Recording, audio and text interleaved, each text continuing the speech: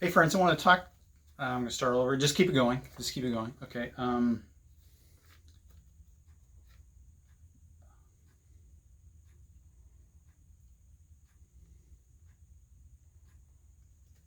want to talk today about our COVID conversation series. And as we talk about what's going on at church during this coronavirus, there's things that are well up in the air and changing.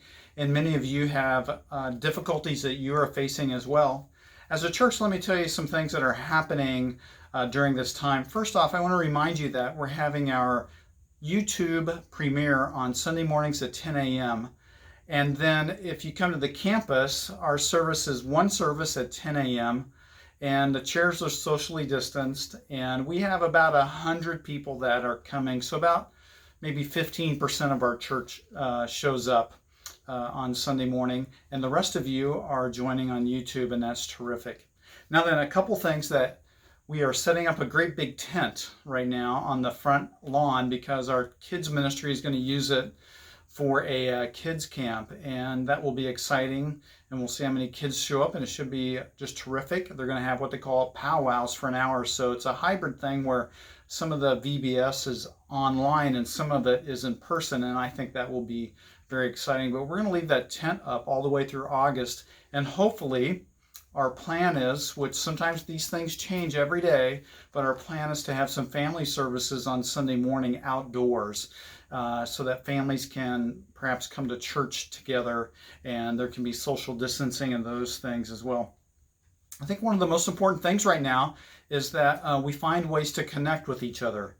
As believers, we need to be in fellowship. It's like a fire that has a bunch of logs in it. You take one log out, and it's just one log left. It just burns out by itself. But when they're together, they keep burning. So we need to make sure that we are in groups. Many people are in small groups right now, and they continue to meet, and that's fantastic.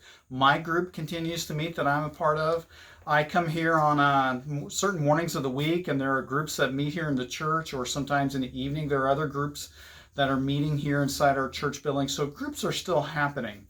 But this fall, I want to make sure that a priority, at least for me, is that we would have 100% connection in our church, because I can only visualize or think about that people are not connecting and they're either lonely or discouraged or sulking on our own. We don't want to do that either. And at least when you're in a group, you can find support, encouragement, and you can do life together.